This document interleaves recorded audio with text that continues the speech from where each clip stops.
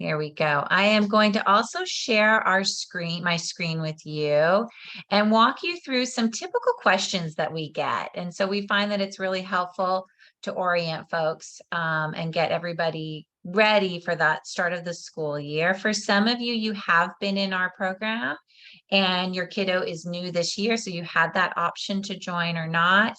I will have some time at the end to take questions, and I will turn off the recording at that point. I do want to introduce a very important person here, Samantha Loveman. She is our assistant director. She's waving to everyone over there.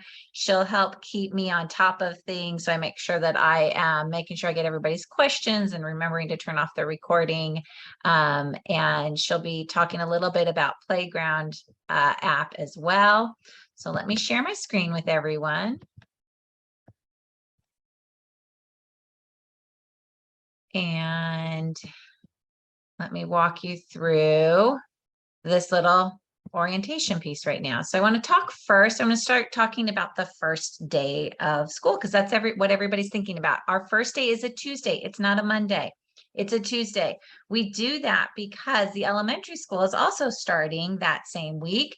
And so because we do anticipate that everything is just more crowded the first day, we stagger those start times. So the first day is August 30th, which happens to be a Tuesday.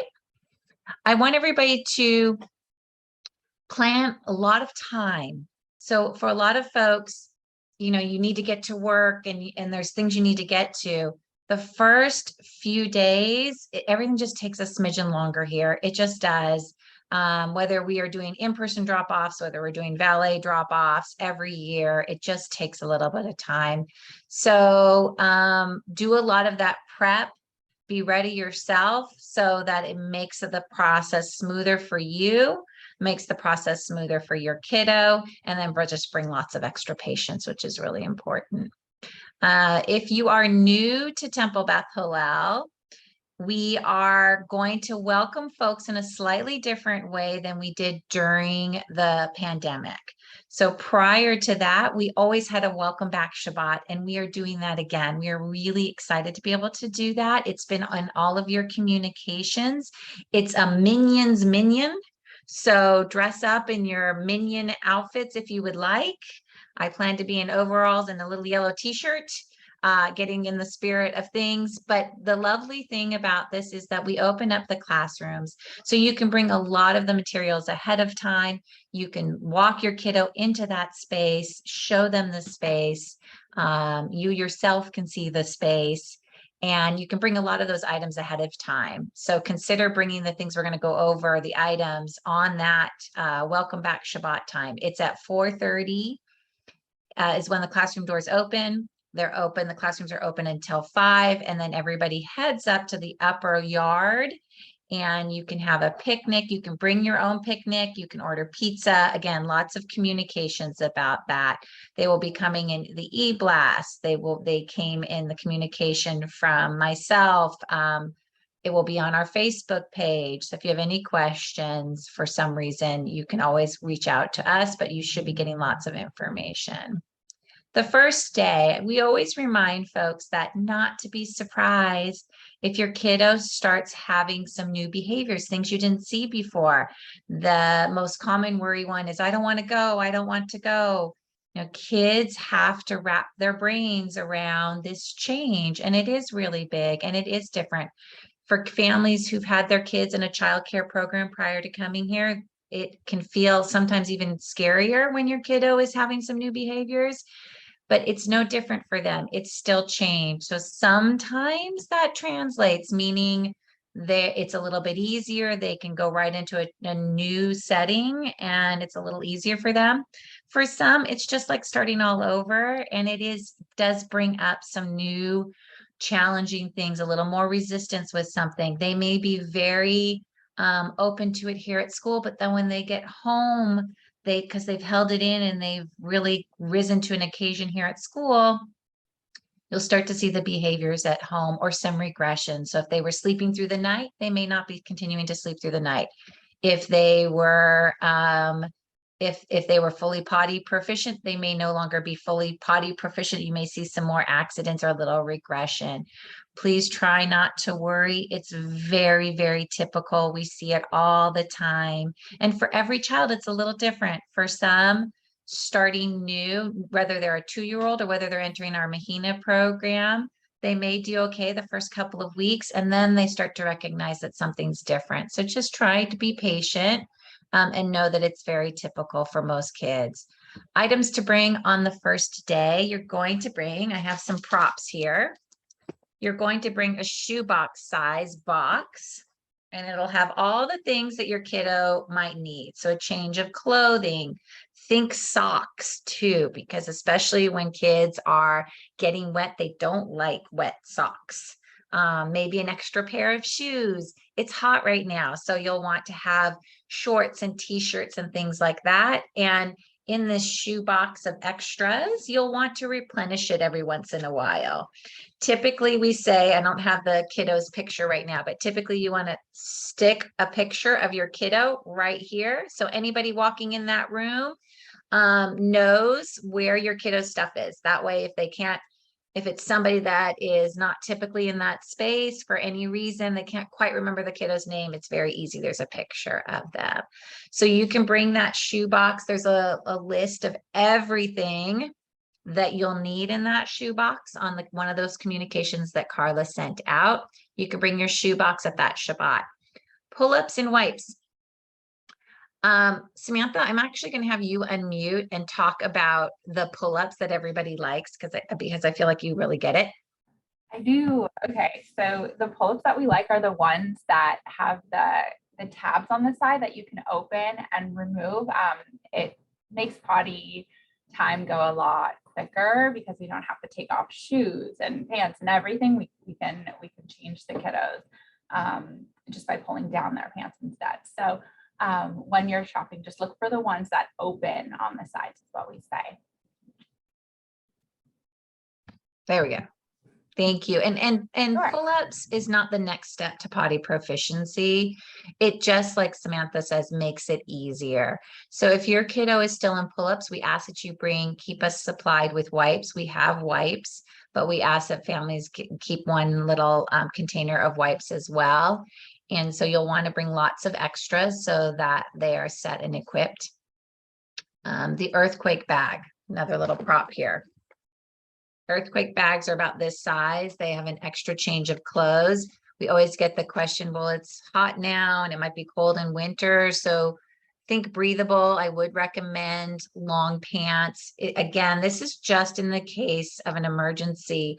Keep in mind that if there is an earthquake that is significant enough that it would cause us to need food on site and things like that, we have those supplies. This is just a personalized bag for your kiddo. So you would want to have a family picture in it. This family has a sweet little note in it for their kiddo. You can put something like that in there.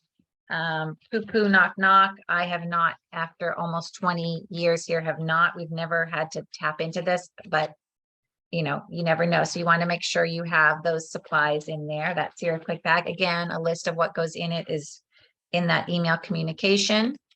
Napping and resting materials. So even in our pre-K, if your kiddo's new to our pre-K, our Mahina program, they still rest. Most of them don't sleep, but they do still rest. So you for at least the first few weeks until the teacher says, hey, we don't need resting materials anymore, you want to bring something. These are our roly-polies. This is one that is very well loved. You can buy a new one. It's a sleep system that has the pillow. Let me just unwrap it a little bit so you can see. It has the pillow built in to it. We sell those as a convenience. We order a bunch and then just sell it as a convenience, but something like this makes it really easy. It's kind of like an open sleeping bag for kiddos. And it's really fits really nicely into our cubbies. You know, you're not going to be able to send your child's favorite pillow and their favorite blanket and all of that good stuff. You want to keep it really simple.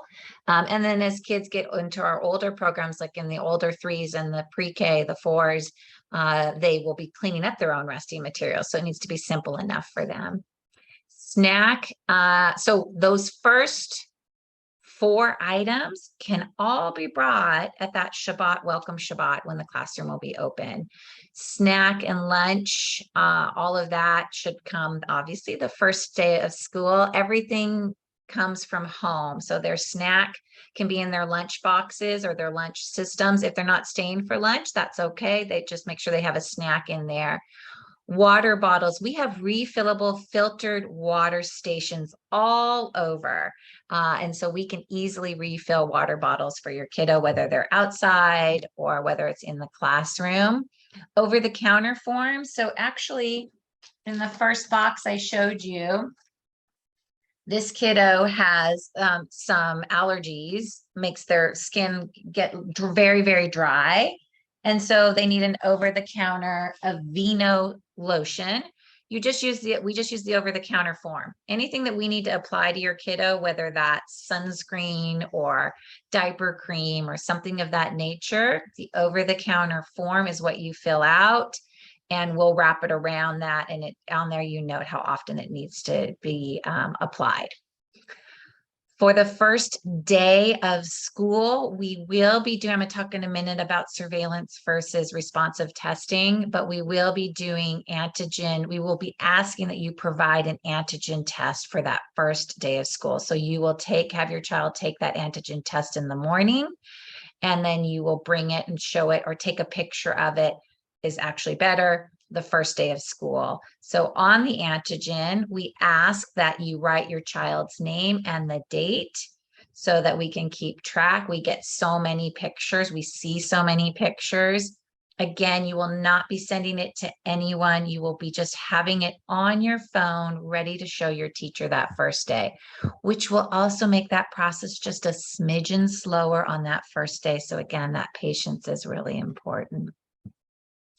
I'm going to take all the questions at the end. So if you have something that just came up during that first slide, I should have said this at the beginning, get a little writing device so that we can circle back to your questions.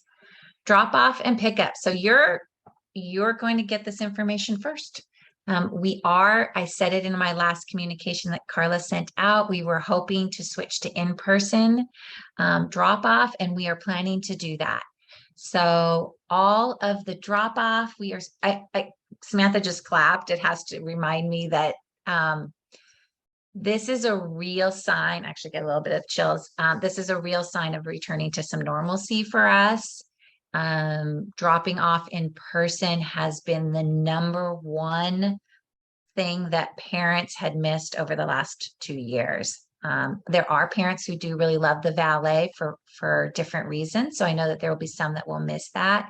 But for the most part, that connection for families to be able to see the classroom, even if it's briefly, to feel connected more to the classroom, more to what's going on, and more with their teachers. So in-person drop-off for early care, also in-person pickup for late care. And I'll talk about regular pickup in a minute. Regular drop-off, there's a 5-minute window that you need to be in the parking lot. So for example, the Mahina program is first. And so that drop off starts at 8:30 and it ends at 8:35, meaning you need to be in our parking lot. And the reason is that to be able to accommodate all of the parking challenges that happen. So there's trade-offs to everything. Our parking lot is not huge. We've taken down the little tent so that we have the small lot. But we need folks that are doing the Mahina drop off to drop off and head out. If you have a nursery kiddo, and some people do, they have a Mahina child and they have a nursery child. So you'll drop off your Mahina kiddo first, and then there may be a couple of minutes that you have to wait just a moment, and then you'll drop off your nursery kiddo. So, but if you're just dropping off a Mahina, we want to open up some parking spaces. the playground app. You will have, we will have QR codes all around. We're going to have them on the walls. We're going to have them on the doors. We're going to have them on the gates. And you're going to scan that QR code in order for your child to check in. It is our check-in process. I'm going to have Samantha talk about it in just a second here, but before you come to our campus, we want you to do that daily health screening. What's challenging is when families start the process as we're checking them in, because we have to wait while you answer those questions. And that screening is important. You shouldn't even enter the campus if you are, if there's been an exposure, if your child's sick. So you really want to make sure you do that healthy screen, the daily health screening prior to coming here. And you will do the temperature check at home. We are no longer going to be checking foreheads. I will tell you that in the 2+ years that we were doing it, we sent home 2 kids. So we did this for hundreds of days with hundreds of times over and over. It just doesn't happen. So you can do that temperature check and health check at home. Samantha, can you just tell them a little bit about the process with the app? Yes, absolutely. So soon you'll be invited to, if you're brand new to Playground, you'll get an invitation in your email. Sometimes that invitation goes into your junk mail. So you will want to check your spam if you don't receive it. But it's the Playground app is that I'm just going to show you on my phone. I think that's easiest. The app is that blue slide and it's Playground. And when you click into it, in the upper right-hand corner, there's an option to scan the QR code. So you'll just point like you're taking a picture kind of, but you have to scan the QR code within the app for it to work. And after you scan that, you'll have a chance to answer your health screening questions if you haven't already. And there's 3 questions typically, and then you select which child you're signing in. So if you have 2 children that you're checking in at that time, then you'll click their names and you'll sign and hit submit. It's really, really user friendly, and I'll be out there. We'll be present to be able to help you through it. For guardians that you want to add, because initially just the primary guardians will be added to the app. If you have a nanny that picks up or a grandparent that picks up, you'll want to email me their name and their email, and I can send them an invitation. So once you get your invitation to create your account, it takes about 5 minutes. You download the app and enter in there. Then you'll email me and let me know who else you would like to be an approved pickup person for your child. They have to be on that Playground list to be able to sign them in or sign them out. Perfect. Thank you, Samantha. And again, she just said she'll be out there. If questions come up, we'll help you through it. It's really simplified the process so much. When you get to the classroom, or if you're doing early care, you will just you will have scanned the QR code, because as you're waiting to drop off your kiddo, again, the QR code will be everywhere. And you'll just show that you've signed in to the teacher, so the teacher knows. And then our teachers just check to make sure they got everybody signed in. If you are dropping your child, it should say early care as well. But if you're dropping your kiddo off for early care, or you're picking your kiddo up from late care being a little bit more, sometimes a little bit more potentially of a backup, it's really important that you're waiting at the gate. We're not having folks walk into those spaces. So most of the time late care is on our ECE yard, unless there's some inclement weather that we have to adjust for. And so we want families to wait outside of the gate, and teachers will collect your kiddos and walk them over. They can see you coming, your kids can see you coming a mile away. So they practically can smell you coming into the parking lot. So just, they'll know, They may either run and hide in the back area because they don't want to leave at all, or they may be jumping up for joy because they want to come and see you and you're doing something special. Who knows? But we will get your kiddo to you. We don't want you entering into that space. There's two reasons for it. One is we're limiting and mitigating exposures. The other piece is that sometimes when families walk into that gate, that's when the negotiation starts for their kiddo. And so we're helping you, I promise, so that you can get out a little bit smoother. Car line and valet. So we will still be doing the car line / valet at regular pickup times. And so at 11:50, if you have a nursery kiddo and they're only staying the 3-hour day, that nursery time, you will get into the valet line, and it will be, when you get your class roster, it will tell you which side of our parking lot you will be picking up.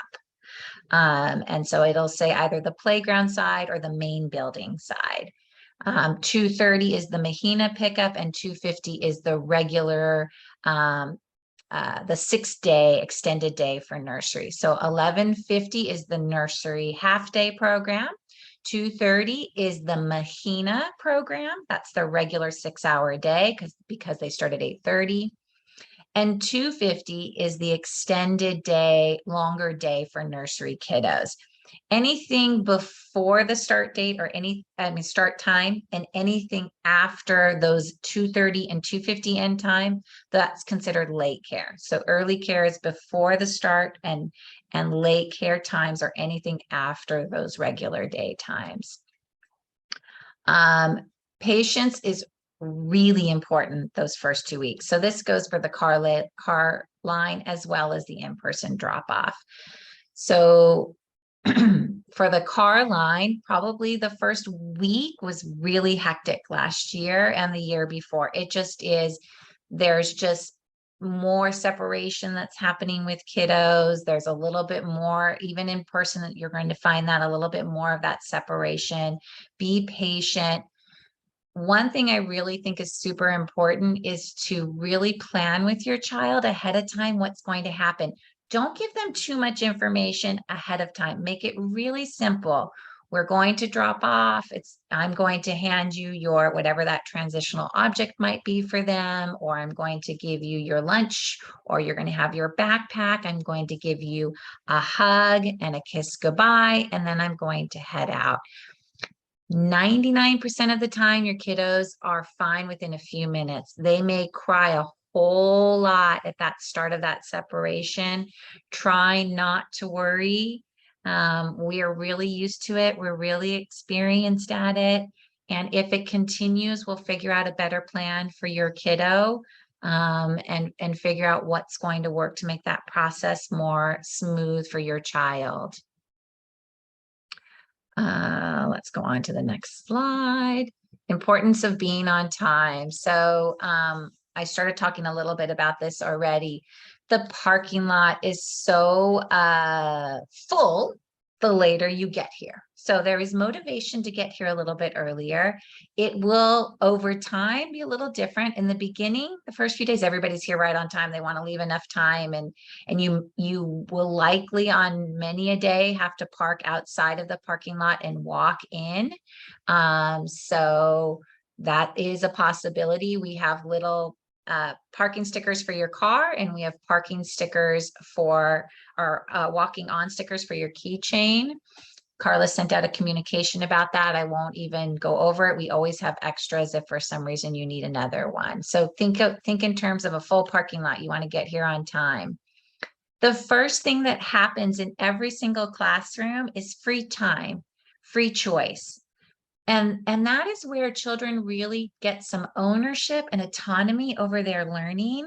They get to choose if they want to go into the pretend area. They may choose to do the directed art project or science or something that's going on at a table. This is where they get to have some ownership. Some kiddos may need a little bit of help from a friend or a little bit of help from a teacher to get that engagement going. But it is a really important time for them to be able to try different learning centers throughout our environments It's also where we differentiate for children. So we may have a kid who always goes to the pretend area, and we want to respect that. That may be how they start their day. But we also want them to have some flexibility because maybe there isn't a little bit of room there. There isn't enough room there that moment in time. They have to pick a different center. We also can notice if a kid maybe has some sensory sensitivities that they're never coming over to the art table or the science table. So that's a moment where we can start to encourage them to try that out a little bit. So that free choice time is actually really, really important. So we want folks to get there on time so that your child gets that full experience. If you're running late for some reason and you have to drop off late, you always have to check through our school office because late drop-offs don't happen at the classroom. Anything after that regular drop-off time happens by pulling into a waiting spot in the parking lot, and we have to schedule somebody to come take your kiddo to the classroom. If it happens, you want to make sure your kiddo is here by circle time. Having kids enter when everyone is sitting at the circle, and that's a really kind of a sacred time of the day, is harder for children. So if you're running late for some reason and you've missed that first half hour where free time is happening, free choice is happening, you may want to consider bringing your kiddo after circle time. They certainly can be dropped off. It's just we know that it's harder for kids and it's harder for the classroom because the teachers are really engaged with the children at that time. Separation. So I talked a little bit about this. Routine, routine, routine. It's really important. Embed enough time in your day. Your kids pick up on the fact if you're running late or if you're feeling a little anxious. Maybe you have a favorite song that you do.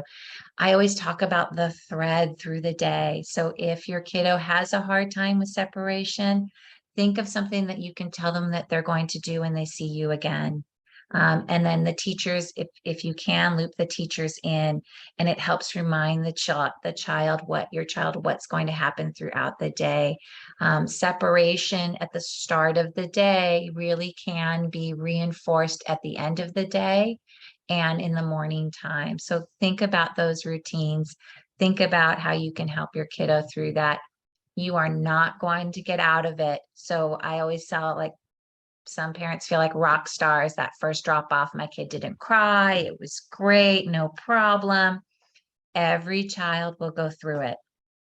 My oldest did not go through it until he was in the pre-K, and man, was it a rough few weeks when he did finally figure that out.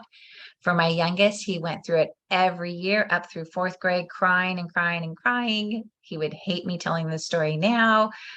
He's a senior in high school, but it's different for every child. So every kiddo goes through it in some way or another.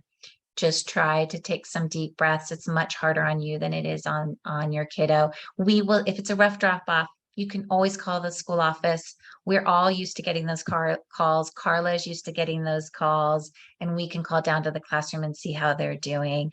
Sometimes the teacher will shoot a little picture, or I will if I see that, or Samantha will if we see that it's a rough drop off. So you'll have those days.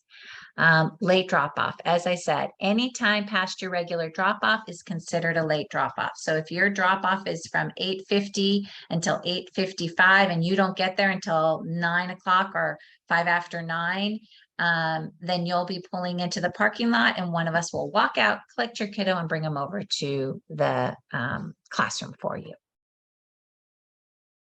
Shabbat and holidays. So Shabbat and holidays are going to also resume to a more normative experience. The rabbis were doing them outdoors. We still have outdoor areas set up should we need to do that because of an exposure, or if there is the transmission rate is high in LA County, we would do it outside. Otherwise, your children are going to get to have those opportunities to come down to our small chapel, and in some moments is up to the sanctuary. In the classroom, every kiddo gets to be the special Shabbat kiddo at least once or twice a year. And we ask that a family member come when it's your child's Shabbat kiddo day. After the first week of school, the Shabbat signups will be on the portals for your classroom. So all of our communication goes through the parent portal, and every classroom has a classroom page. And on that classroom page, you'll be able to sign up for a Shabbat that works for your child. Every classroom does Shabbat just a little bit different. So during the back to school night, your teacher will talk what that looks like for your child's classroom. We do make challah in the classrooms. Your kids get to do that kind of on a rotating basis, just because of the amount of oven space that we have. Not every classroom will make it every week. Your child will get the opportunity to do it a couple times a month, typically. For birthdays, so it is important to acknowledge that we are a Jewish institution. We are a synagogue. And so Shabbat takes precedent over birthdays in that we don't celebrate birthdays on Shabbat. So sometimes families, if it's their Shabbat if it's their birthday that week, they want to sign up to be the Shabbat parent that Friday. That's kind of a goal sometimes for some parents. And that's lovely. You can still do that, but you wouldn't be able to bring a special birthday something on that Friday. So the birthday would happen, the celebration would happen on the Thursday or a day or Wednesday or one of the other days of the week. We also ask that you not schedule birthday parties on Shabbat. That's a part of our handbook. We have many families that acknowledge that Shabbat, and that is a very important day. And so we ask that birthday parties not be on that day so that kids aren't left out, and so that your child gets to have that experience that you're hoping that they're going to have. For birthdays, gosh, as hard as I try and as hard as we communicate this, that your child definitely does not ever need a cupcake or a cake and all that to be brought to the classroom. Some families still really want to bring something sweet. I am tired of kind of trying to fight that battle, but what I will tell you is that during COVID, during the pandemic, when we really couldn't bring food in, families really got creative. And so that shift did start to happen where families would bring a little toy, like a little trinket from, Oriental Trading Company, where you can buy a ton of things for inexpensive. They would bring little types of writing utensils or little Play-Doh wrapped up in like little party favor bags. Stickers And were those are popular so too. fun. Which one? Little packs of stickers and things like that. The kids love those things. Yeah. So think about that for birthdays. It's important. We celebrate the Jewish holidays and the legal holidays. So while we acknowledge and know that we do have a lot of interfaith families, some families will be celebrating Hanukkah and Christmas around the same time. We just will not be celebrating those holidays here on site. We will not be learning about them. So our curriculum acknowledges all of the Jewish holidays and really celebrates all the Jewish holidays, and some of those legal holidays. So for example, for 4th of July in our summer program, we do a big 4th of July parade. We had popsicles, we dressed up. So there may be some learning around those legal holidays, but for St. Valentine's Day, you will not be sending Valentine cards to the classroom. So, and we'll send reminders and things about that. A little side note about birthdays too is that as much as the teachers love coming to events and things like that, we're trying to we'll do those celebrations at school, but please don't invite teachers to birthday parties or other kinds of celebrations that take place off site. And we do all the celebrating that we need to do at school for that. So just a side note. Thank you, Samantha. Emergency list. So really important that emergency list that you fill out is complete. That you have everybody on there that might pick up your kiddo. Now you may have the unusual visitor, like for example, if a grandparent lives out of state and they're visiting and they're going to come pick up your kiddo. You just want to call us if they're not on your emergency list and let us know, or email us. Any kind of emails like that can go to ece@tbhla.org. You do not need to memorize this. You'll get lots of reminders about that, but you can also email Carla or the classroom teacher, just so that we make sure we know who's picking up your kiddo. Car stickers, anybody that's picking up your kiddo on a regular basis needs to have one of those little stickers. So again, those will be going out closer to the start of the school year, and you can always get extras if you need to, but we're really careful about handing those out because that is an access point, a way to get into the parking lot here. So we really hand those out on a one-by-one basis. Keep your emergency list updated. Make sure you have lots of folks on there. When my kids were younger and I had to have emergency lists like that, I had 4 parents, 3 or 4 parents that I always went to. And so that I was on a couple of my kiddos' parents' emergency list, and they were on mine. So if you don't know anybody here yet, that's okay. You'll get to meet them, and next year you might have them on your list. Right now you want to think about anybody, a neighbor, an aunt, an uncle, a grandparent. You want to cushion that list so that you have a few folks on there in case there's an emergency. Anybody that's coming to pick your kiddo up that is not on that list should always have an ID, but we do recommend that people have IDs on them at any given time, especially the first few weeks of school, because if we don't recognize somebody, we're going to ask for their ID to make sure. And so, you know, most parents, I would say that 99% of the time, families are so happy we take that step.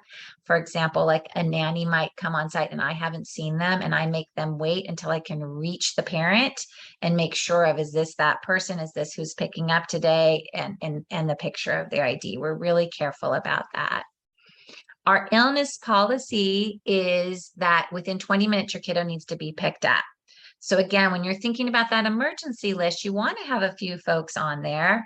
We have places to quarantine children, but particularly when there's illness, there's only so much quarantine you can do with a little 2 to 5 year old. And so it's really important that they get picked up. It's also not comfortable for them to be here. There's, you know, it's an office. This is where we have them. And there's, you know, it's not a classroom. And so it's uncomfortable for them. And for safety reasons, illness policy is within 20 minutes. Drop-in care. So there are things that are going to happen. You know, you may be scheduled to have your kiddo here an 8:50 to 11:50 day, but it's a day you have a doctor's appointment. And so you can always do drop-in care. We just like it if families can let us know earlier in the day, because if we need to ask more teachers to stay, it's unusual, then we need to know that information ahead of time. But don't worry, your kiddo will always be safe. So let's say you typically pick up at 2:50. And you didn't show up that day, something happened and your cell phone died and you couldn't communicate that to us. It's okay. Your child will be safe. We will charge you that drop-in rate, and it will be all right. If you are late though, past our end of day, so typically it's 5 o'clock or around there, depending on when you pick up, between 4:50 and 5. If you're late past that, or if it's an early dismissal day and everybody's getting picked up on earlier times and you're late past that, that's when that $5 per minute charge comes into play. And it used to be $1. $1 wasn't enough. Even $5 for some isn't enough, but it's really important. All of the messaging will come in a variety of ways when it comes to early dismissal days, so don't worry about that. And when it comes to being late at the end of the day, our teachers go into overtime. Our security team goes into overtime. So it's really, really important that folks are monitoring that. Communication and involvement. This is a really important, this is probably one of the most important slides, I think. Communication. We really communicate very transparently and very repetitively. So most things will come to you in a variety of different ways, but the emails are a lot to get. So we keep everything aggregated in one place on our ECE parent portal. You will get access to that after the first week of school. We'll send you an email communication. You can always go there once you have that link. It is a private link in that we don't ask that this be given out to other people. grandparents, people that are typically coming here, they should have that link so that they can be in the know with everything happening.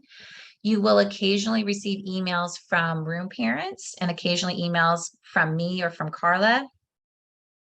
But all information is kept on that ECE portal. So if I send it, I'll give an example. If it's registration for a mini camp, we would send that out as an email. And then and then we would put that flyer on the portal for more registration to remind folks.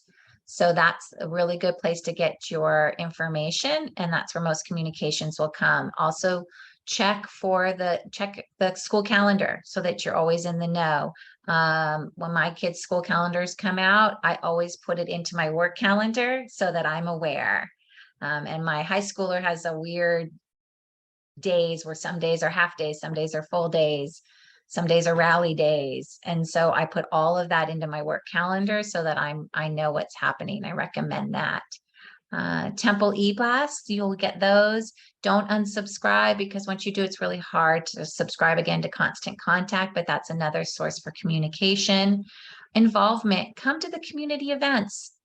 That's your kiddo knows when you come to different things here, they're aware of it.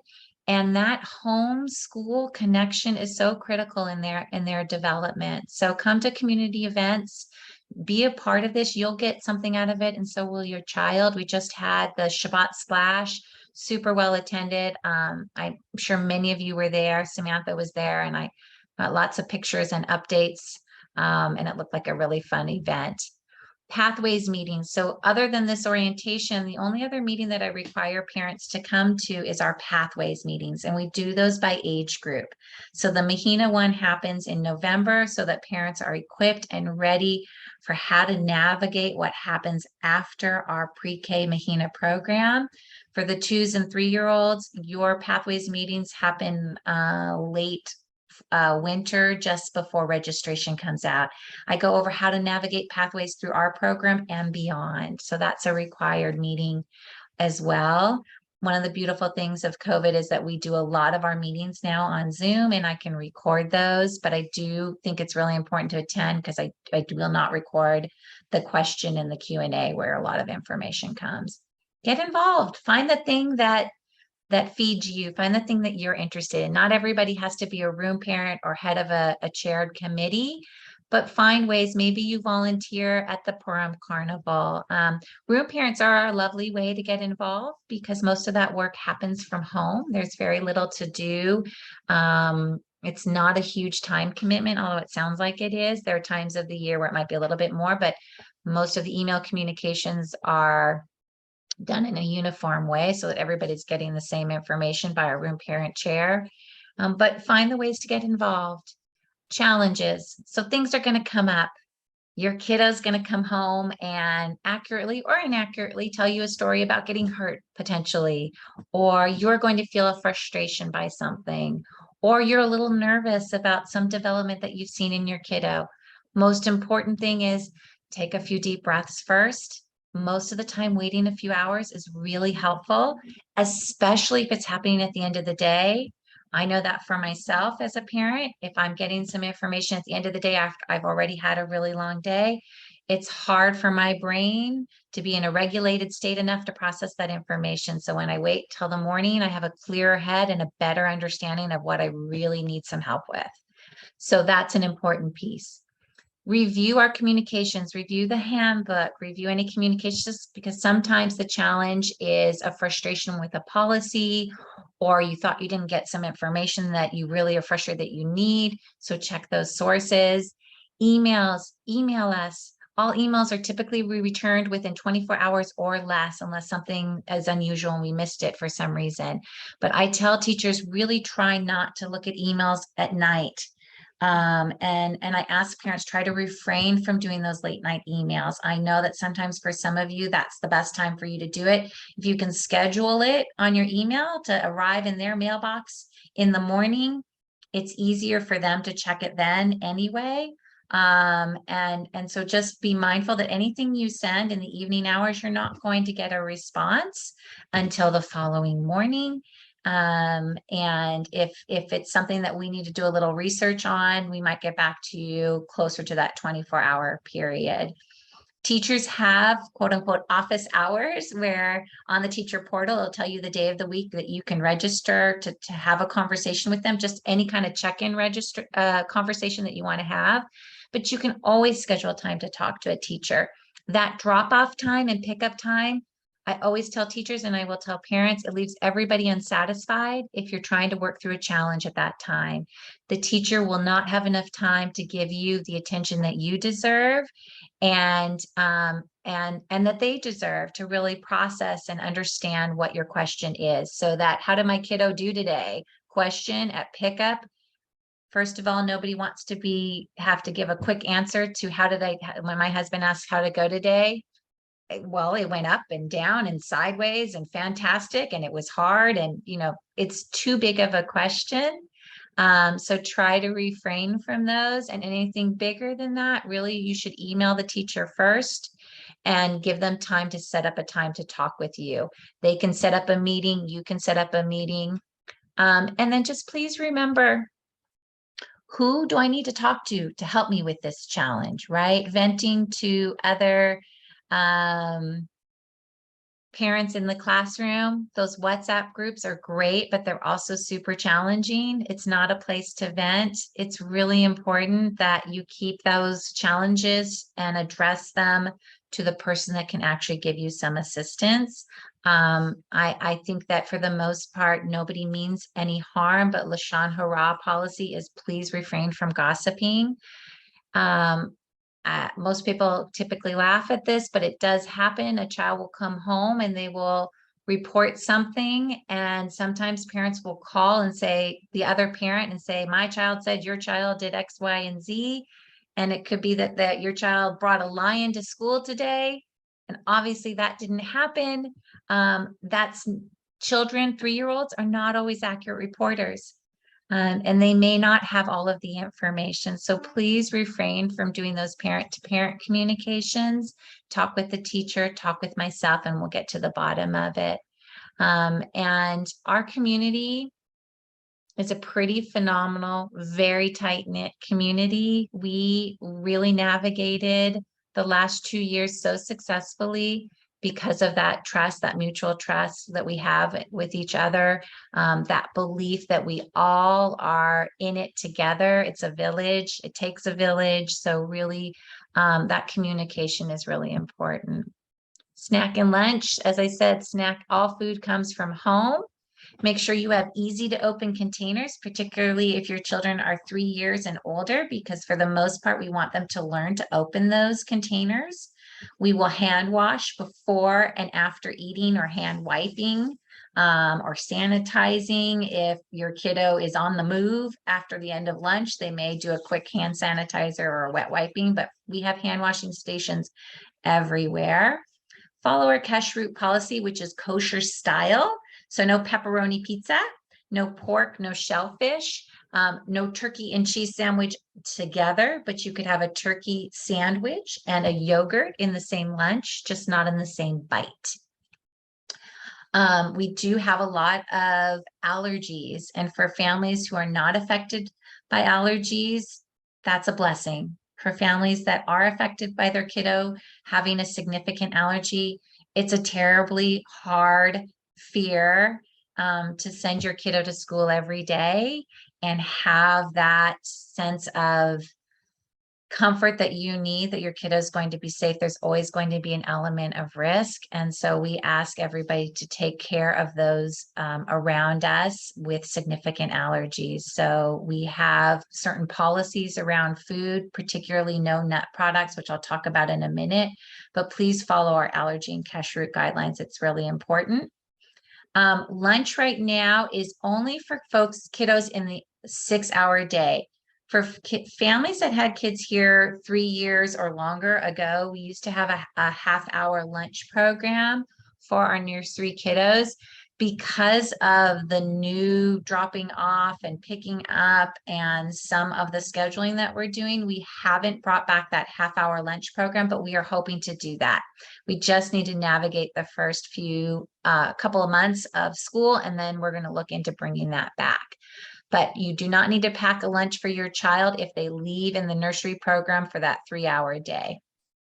Bring an additional snack for your kiddos at the end of the day as well. Plus, we have additional snacks. So we have all kinds of crackers, that kind of a product.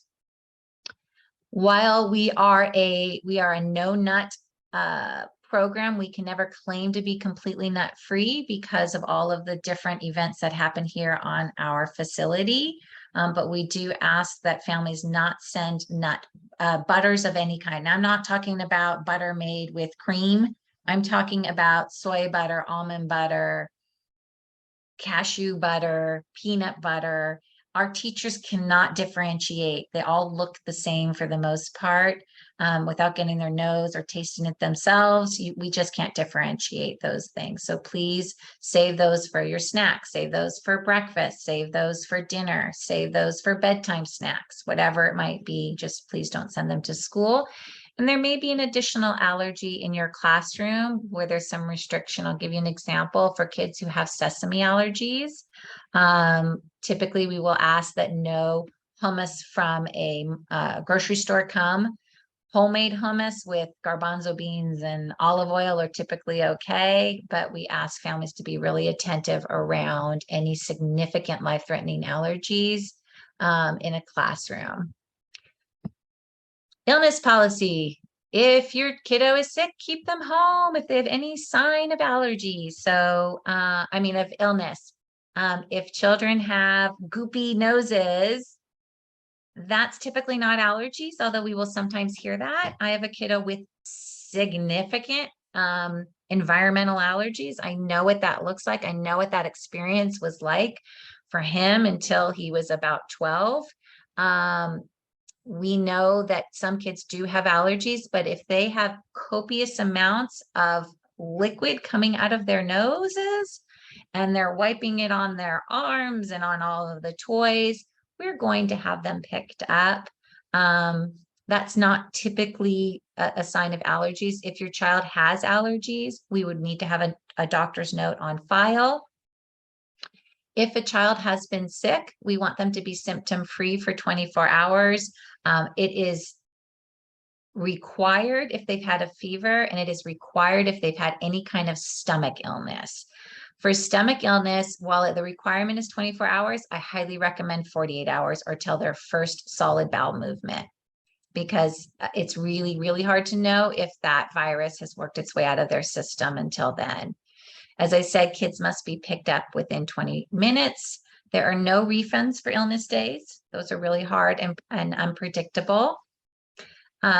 We are still navigating COVID. And so this has always been our illness policy. Nothing has really changed with that. But of course, we are going to be paying extra careful attention. If your child has showing signs of illness, we would probably ask for an antigen test, depending on what the transmission rate is in LA County. So right now we're still in the high. We would ask that a child be antigen tested. If there is certain symptoms such as fever or stomach involvement, we are going to require a PCR test as well so that they can return to the classroom. When there is a COVID exposure in your child's classroom, we will notify you, and we have to follow the LA County guidelines. We have the ability to be even more strict.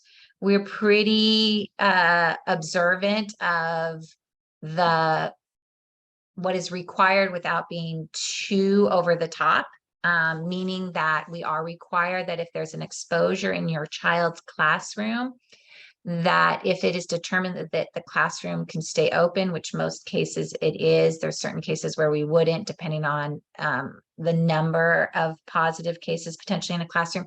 We haven't had to close a classroom in Samantha, I want to say over a year. Does that sound right?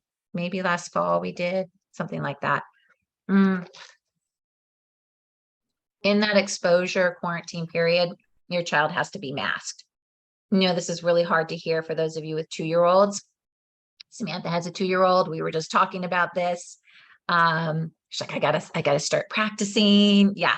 So if there's an exposure in your child's class, it is absolutely mandated by the county and by licensing, all the people that govern us, that a child is masked in order to be here, with the exception of napping and eating. And that's where we might get a little bit more conservative with our 2-year-old and our younger classrooms, because it can get a little bit more tricky to separate them. But your children should have some experience with masks. So for those of you whose kiddos are just turning 2, we are not requiring masking at the start of the school year at this point. Everything will be optional at this point, but that could shift, and that flexibility is still needed, and that practice is still needed. So think about that in terms of getting your kiddo ready. And if you want your kiddo to be masked, get a little lanyard or something for them so it's easy for them to keep it off and on as needed, and to keep track of that, of their mask. Testing will be required when there is an exposure. So, getting those antigen tests from the pharmacy, the ones that you can register for, is important. In case there is an exposure, we would be requiring antigen testing in most cases to return to school. There's a cadence that we follow that's recommended by the county, and required in some instances. Surveillance versus responsive testing. So surveillance testing is when we would do the random testing. We would test a portion of our population each week, whether that was by PCR or by antigen. And responsive testing is when you know that there's an exposure and you're testing because of that. Right now, all the recommendations are to do the responsive testing and move away from that surveillance testing. And that's what we're planning to do at least at the start of the school year. That could change. All those updates will be on our portal. It will be communicated to everyone. This is my last slide. I know I went a couple minutes over and I apologize. Our family covenant, everybody sign this as part of that registration policy. Just take a few seconds to look at it. I just want to speak on this again about how successful we were in the last 2 years. So many schools, I heard from directors, just really a lot of nightmares. Parents really pushing back on policies, a lot of anger, a lot of disconnect. And again, I am so grateful to this community. Amazing partnership. Yes, there is frustration right now.